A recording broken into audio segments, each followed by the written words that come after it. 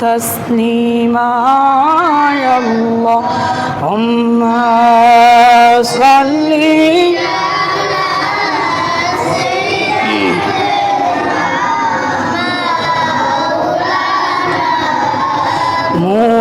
محمد وعلى آل سيدنا مولانا محمد اللهم صل على مولانا محمد وعلى آله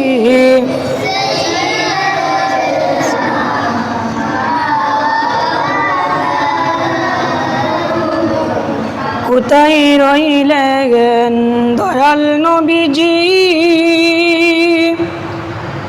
আমাদেরকে সারিয়া আপনার এতিম উম্মত কান্দে নবী নবী বলে ইয়া আল্লাহুম্মা সাল্লি সাইয়্যিদিনা মাওলানা মুহাম্মদ ওয়া আলা আলিহি মাওলানা জিকির করে লা ইলাহা ইল্লাল্লাহ লা ইলাহা কলবে লা ইলাহা জুরে লা ইলাহা ইল্লাল্লাহ রুহে লা ইলাহা লা ইলাহা লা ইলাহা ইল্লাল্লাহ মুহাম্মাদুর রাসূলুল্লাহ সাল্লাল্লাহু আলাইহি ওয়াসাল্লাম। মহান আল্লাহ পাক রব্বুল আলামিনের দরবারে লাখো কোটি শুকরিয়া জানাই যে মহান রব্বুল আলামিন আপনাকে আমাকে দয়া করে মায়া করে তার ঘর মসজিদে আসা এবং বসার জন্যে সুযোগটুকু করে দিয়েছেন। এই জন্যে মহান মুনিবের দরবারে শুকরিয়াতান আমরা একবার পড়ছি আলহামদুলিল্লাহ। আল্লাহ পাক রব্বুল আলামিন পবিত্র কুরআনুল কারীমে বলেন, আলাস্তু বিরাব্বিকুম, আমি কি তোমাদের প্রভু নহে? আল্লাহ পাক রব্বুল আলামিন যখন সমস্ত রূহকে সৃষ্টি করলেন, আত্মা জগতে সমস্ত আত্মাকে আল্লাহ পাক রব্বুল আলামিন জিজ্ঞাসা করলেন, আলাস্তু বিরাব্বিকুম, আমি কি তোমাদের প্রভু নহে? আত্মা জগতে কোনো আত্মার এই প্রশ্নের উত্তর জানা ছিল না। সমস্ত নিস্তব্ধতা ভঙ্গ করে আপনার নবী আমার নবী দু জাহানের বাদশাহ নবী, সমস্ত নবীদের নবী যিনি মুহাম্মদুর রাসূলুল্লাহ সাল্লাল্লাহু তাআলা আলাইহি ওয়া আলিহি ওয়াসাল্লাম সেই দিন আল্লাহ পাক রব্বুল আলামিনের প্রশ্নের উত্তর দিয়েছিলেন। তিনি বলেছিলেন ক্বালু বালা, সুবহানাল্লাহ বলেন। আল্লাহ তাআলা বলেছিলেন সমস্ত রূহকে একত্রিত করে, আমি কি তোমাদের প্রভু নহে? আলাস্তু বিরাব্বিকুম, আমি কি তোমাদের প্রভু নহে? কোনো আত্মার এই প্রশ্নের জবাব ছিল না। কিন্তু আপনার নবী আমার নবী মুহাম্মদুর রাসূলুল্লাহ সাল্লাল্লাহু তাআলা আলাইহি ওয়া আলিহি ওয়াসাল্লাম তিনি বলেছিলেন একমাত্র আপনি আমার রব। ক্বালু বালা, আপনি আমাদের রব। সুবহানাল্লাহ বলেন। তাহলে মুহাম্মদুর রাসূলুল্লাহ সাল্লাল্লাহু আলাইহি ওয়াসাল্লাম আত্মা জগতেই সমস্ত আত্মাদেরকে হেদায়েত করেছে। সুবহানাল্লাহ। আত্মা জগতে কোনো আত্মার এই প্রশ্নের উত্তর জানা ছিল না। আত্মা জগতে কোনো আত্মার এই প্রশ্নের উত্তর জানা ছিল না, কিন্তু আল্লাহ রাব্বুল আলামিনের প্রিয়ারা দোস্ত মুহাম্মদুর রাসূলুল্লাহ সাল্লাল্লাহু তাআলা আলাইহি ওয়াসাল্লাম উনি বলেছিলেন ক্বালু ভালা। ওনার থেকে শুনে সমস্ত নবীগণ স্বীকৃতি দিয়েছেন ক্বালু ভালা। এরপরে ওলি আল্লাহগণ দিয়েছেন ক্বালু ভালা। এরপরে সাধারণ মুমিন মুসলমান দিয়েছে। সুবহানাল্লাহ। সম্মানিত হাজিরিন, আল্লাহ পাক রব্বুল আলামিন আত্মা সৃষ্টি করলেন। আজ থেকে 1400 বছর আগে নবী দুজাহা সরকার মদিনা মুহাম্মদুর রাসূলুল্লাহ সাল্লাল্লাহু আলাইহি ওয়াসাল্লামকে ইহুদিরা প্রশ্ন করলো ইয়াসআলুনাকা আনির রূহ। মুহাম্মদুর রাসূলুল্লাহ, আপনি যদি আল্লাহ পাক রব্বুল আলামিনের সত্য পয়গম্বর হয়ে থাকেন তাহলে আপনি বলেন আত্মা কি? আত্মা সম্পর্কে আমাদেরকে অবগত করেন। আপনার নবী আমার নবী যখন এই প্রশ্নের সম্মুখীন হলেন, আল্লাহ পাক রব্বুল আলামিন জিবরাইল আলাইহিস সালাতু ওয়াস সালামকে পাঠিয়ে দিলেন, ও জিবরাইল চলে যাও মুহাম্মদুর রাসূলুল্লাহ সাল্লাল্লাহু আলাইহি ওয়াসাল্লামের দরবারে। সেই জিবরাইল চলে আসলো মুহাম্মদুর রাসূলুল্লাহর কদম প্রান্তে, এসে বলতে লাগলেন ইয়া রাসূলুল্লাহ, ইয়া হাবিবাল্লাহ, ইহুদিরা আপনাকে প্রশ্ন করেছে ইয়াসআলুনাকা আনির রূহ। আত্মা কি, রূহ কি? আল্লাহ পাক রব্বুল আলামিন আমাকে পাঠিয়েছে তার জবাব দিয়ে। সুবহানাল্লাহ। আল্লাহ রব্বুল আলামিন বলে দিলেন ইয়াসআলুনাকা আনির রূহ। আত্মাটা হলো আল্লাহ পাক রব্বুল আলামিনের একটি হুকুম। সুবহানাল্লাহ বলেন। এই আত্মা সম্পর্কে দুনিয়ার আর কোনো মানুষ জ্ঞান রাখে না।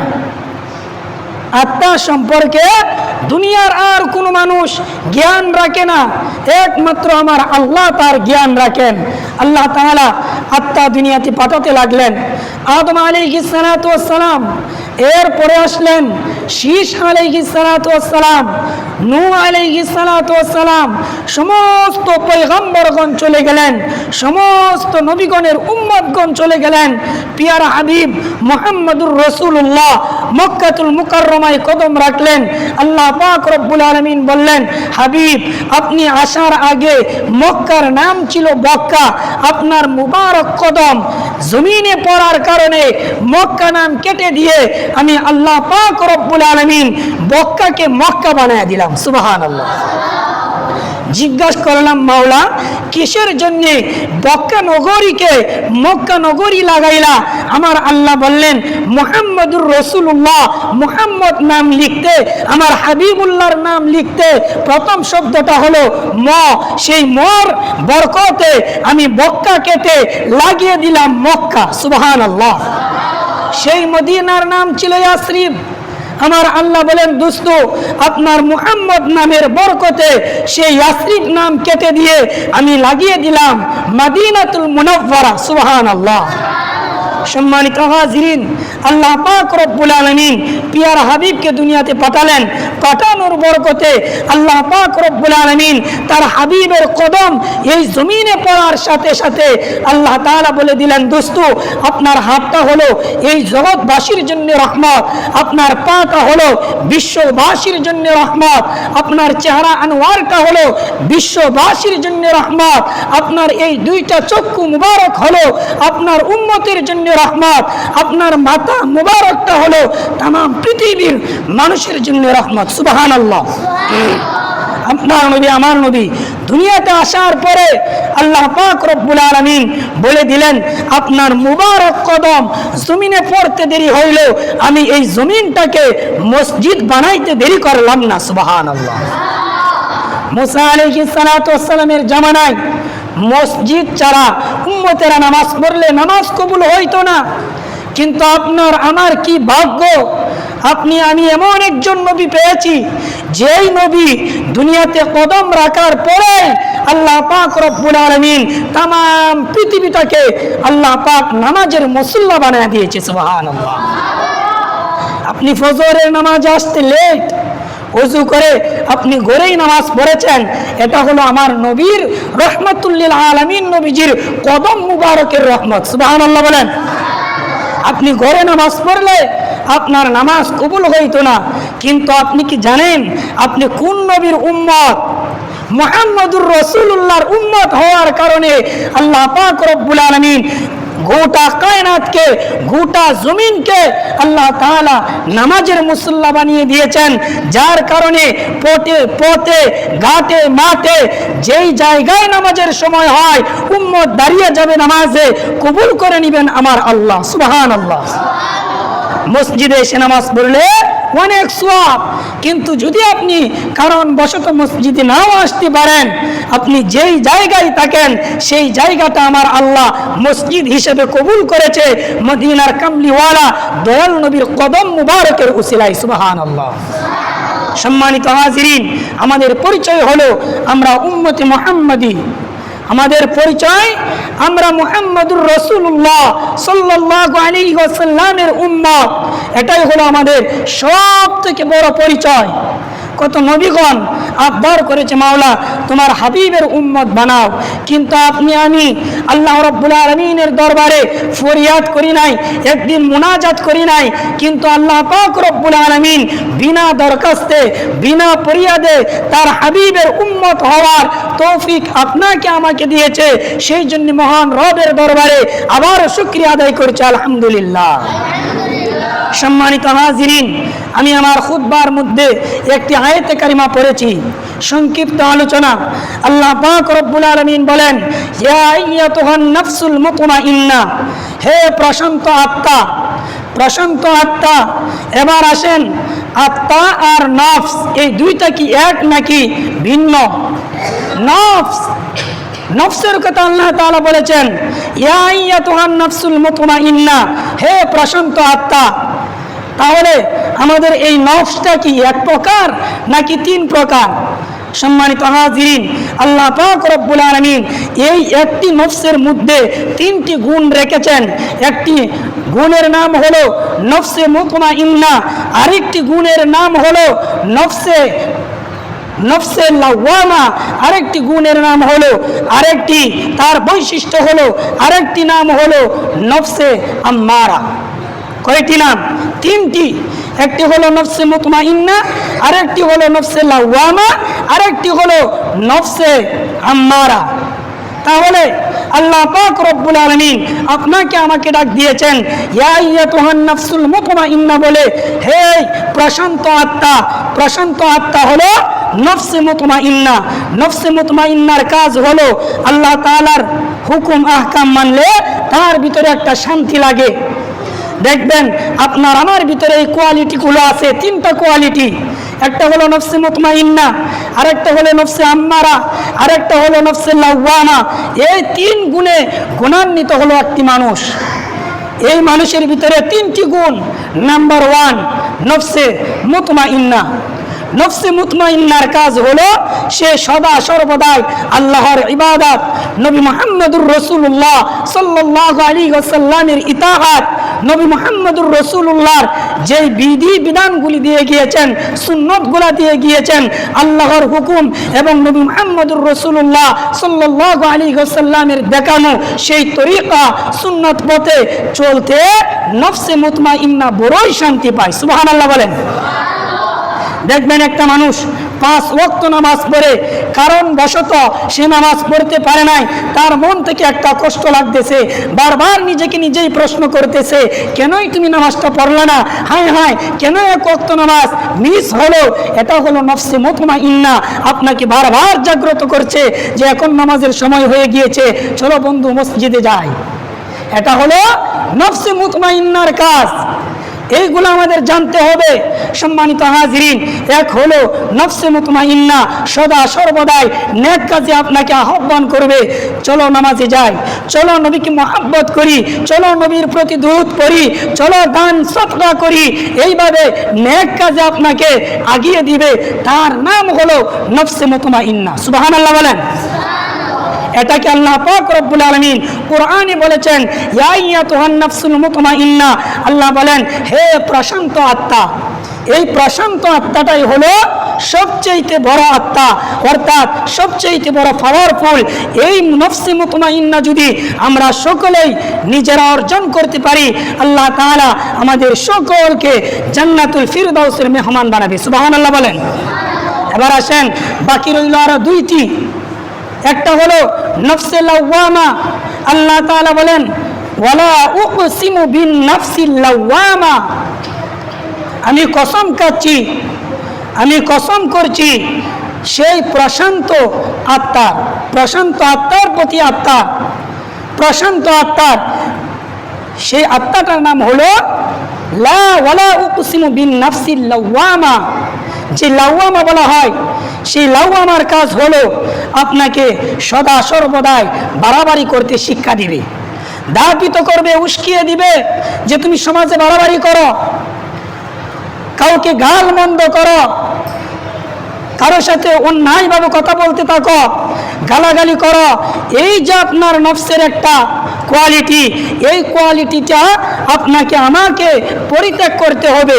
কিন্তু তার সিস্টেমটা কি, কোন পথে আমরা চললে এটা পরিত্যাগ করে নফসে মুতমাইন্না অর্জন করতে পারবো, সেটা আমরা জানি না। আল্লাহর ওলিগণ তাদের সবক দিয়ে থাকে। সুবহানাল্লাহ বলেন। নফসে আম্মারা, নফসে মুতমাইন্না, এরপরে নফসে লাওয়ামা।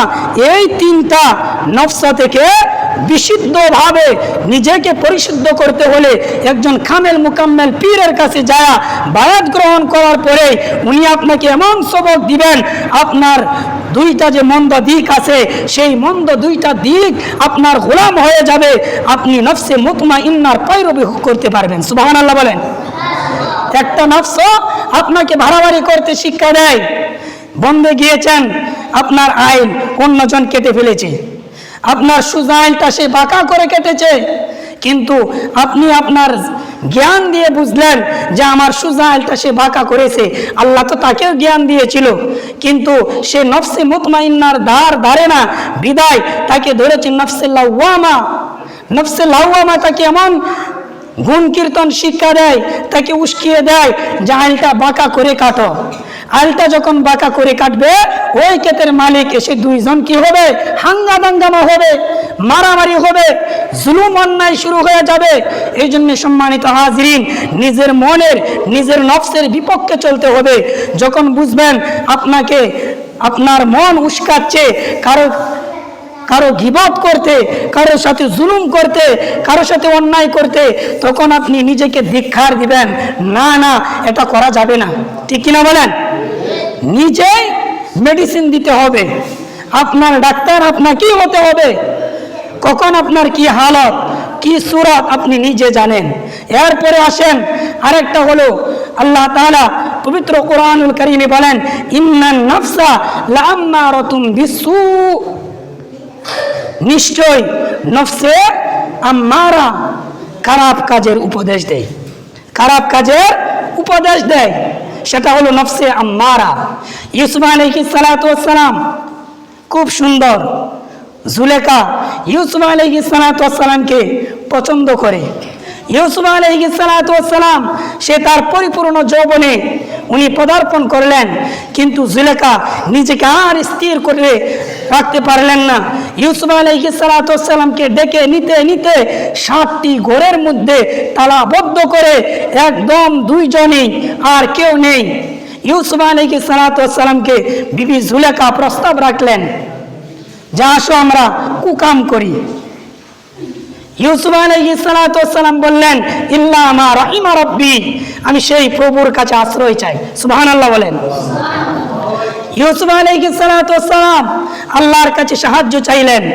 এই যে জুলকার মধ্যে একটি নফসে আম্মারা তার মধ্যে প্রবাহিত হইল, জুলেখাকে তার নফস কি করছে, উস্কিয়ে দিচ্ছে যে তুমি মন্দ কাজ করো। কিন্তু ইউসুফ আলাইহিস সালাতু ওয়াস সালাম আল্লাহর নবী, উনি কি করলেন, আল্লাহর কাছে সাহায্য চাইলেন। জুলেখার থেকে নিজের যৌবনকে, নিজের সতীত্বকে বাঁচানোর জন্য আল্লাহর মানে একটা দৌড় দিলেন। জুলেখা হাসতে লাগলো। জুলেখা হাসতেছে যে ইউসুফ নবী কি ব্যাকুল হয়ে গেল, 7টি ঘর আমি তালাবদ্ধ করে আমি একান্ত নিদ্রায় তাকে ডেকে নিলাম, আর সে আমার থেকে দূরে যাওয়ার জন্য সামনের দিকে অগ্রসর হচ্ছে। আল্লাহ তাআলা বললেন, ইউসুফ, জুলেখা থেকে দরজা পর্যন্ত যে ফাঁকা জায়গা এটা তুমি পূরণ করবে। দরজা খুলে নেওয়ার দায়িত্ব, দরজাটা খুলে দেওয়ার দায়িত্ব আমি আল্লাহর। সুবহানাল্লাহ বলেন। ইউসুফ আলাইহিস সালাতু ওয়াস সালাম উনি নিজের যৌবনকে, সতীত্বকে হেফাজত করার জন্য নফসে মুতমাইন্নাকে নিয়ে উনি দৌড় দিলেন সামনের দিকে। দৌড় দেওয়ার সাথে সাথেই জুলেখা ব্যাকুল হয়ে তাকিয়ে দেখলেন আল্লাহর কুদরতি ভাবে দরজাটা টাস করে খুলে গেছে। সুবহানাল্লাহ। জুলেখা পিছন থেকে ধরতেছে, হায় হায়, যাকে আমি এত ভালোবাসি, এত দিনের সাধনায় 7টি ঘরকে, 7টি রুম আমি তালাবদ্ধ করে একদম নিরালায় নিয়ে আসলাম, আর আজকে তালাবদ্ধ করে আমি তারে রাখতে পারছি না। ইউসুফ আলাইহিস সালাতু ওয়াস সালামকে ধরার জন্য উনি পিছন থেকে দৌড় দিলেন। পিছনে কে? জুলেখা। ধরার জন্য উনি দৌড়তেছে, আর ইউসুফ আলাইহিস সালাতু ওয়াস সালাম আল্লাহর মুহাব্বত নিয়ে নফসে মুতমাইন্নার সাথী হয়ে উনি সামনের দিকে দৌড়াতে লাগলেন। একটি নয়, দুইটি নয়, উনি দৌড়তে দৌড়তে 7টি দরজা আল্লাহ পাক রব্বুল আলামিন খুলে দিলেন। সুবহানাল্লাহ। 7টি দরজা খুলে গেল। খুলে যাওয়ার পরে সামনে জুলেখার স্বামী। জুলেখার স্বামী বলতেছে, ইউসুফ, কিসের জন্য তুমি আমার রুম থেকে দৌড়াইয়া আসতেছো? উনি বললেন, উনি কিচ্ছুই বললেন না, উনি দাঁড়িয়ে আছেন। কিন্তু জুলেখা এসে বলতেছে যে তুমি এমন এক গোলাম রেখেছো যে গোলাম তোমার স্ত্রীর ইজ্জত লুণ্ঠন করতে চায়। কিন্তু ইউসুফ আলাইহিস সালাতু ওয়াস সালাম বললেন, এটা আমি কোনো দিন করি নাই। কিন্তু উনি সত্যতা যাচাই করার জন্য ইউসুফ আলাইহিস সালাতু ওয়াস সালামের কাছে আল্লাহ পাক রব্বুল আলামিন ওহী পাঠিয়ে দিলেন, হে ইউসুফ, আপনি বলেন আপনার পক্ষে সাক্ষী আছে। সুবহানাল্লাহ বলেন। একটি মাসুম বাচ্চা, তার বয়স 3 থেকে 4 মাস, সে শিশু বাচ্চাটা বলতে লাগলো, ও আজিজে মিশর, এই জায়গায় দোষ হলো বিবি জুলেখার, ইউসুফের কোনো দোষ নয়, ইউসুফ হলো নির্দোষ। সুবহানাল্লাহ বলেন। তাহলে এই জায়গার মধ্যে 2টি জিনিস আমরা উপলব্ধি করতে পারলাম। একজন নেকের দিকে দৌড়ায়, গুনাহ থেকে বাঁচার জন্য দৌড়ায়, আরেকজন গুনাহ করার জন্য পিছনের দিকে দৌড়ায়। যে গুনাহ করায় তার দিকটার নাম হলো নফসে আম্মারা, আর যেই দিকটা হলো গুনাহ থেকে বাঁচায়া রবের দিকে দৌড়ায় সেই দিকটার নাম হলো নফসে মুতমাইন্না। ঠিক কিনা বলেন? আল্লাহ পাক রব্বুল আলামিন এই ক্ষুদ্র জিন্দেগিতে আপনাকে আমাকে 3টা কোয়ালিটির মাধ্যমে দুনিয়াটা সাজিয়েছেন। আপনি চলার পথে মন চাই গুনাহ করতে, আপনি চলার পথে মন চাই নেক করতে, আপনি চলার পথে আপনার মন চাই ভাড়াবাড়ি করতে। এই ভাড়াবাড়ি আর গুনার কাজ পরিত্যাগ করে আপনাকে আমাকে একদম ইহদিনাস সিরাতাল মুস্তাকিম, সেই সোজা রাস্তায় চলতে গেলে নফসে মুতমাইন্নাকে সকলকে অর্জন করতে হবে। আল্লাহ পাক রব্বুল আলামিন আমাদের সকলকে নফসে মুতমাইন্না অর্জন করার তৌফিক দান করুক। সকলে বলেন আমিন। সম্মানিত হাজিরিন, আজকের আলোচনায় এখানেই শেষ। আল্লাহ পাক রব্বুল আলামিন আমাদের সকলকে যা কিছু বলেছে আমি সহ আমাদের সকলকে আমল করার তৌফিক দান করুক। সকলে বলে আমিন। ওয়া আখিরু দাওয়ানা আলহামদুলিল্লাহি রাব্বিল আলামিন। আসসালামু আলাইকুম ওয়া রাহমাতুল্লাহি ওয়া বারাকাতুহু।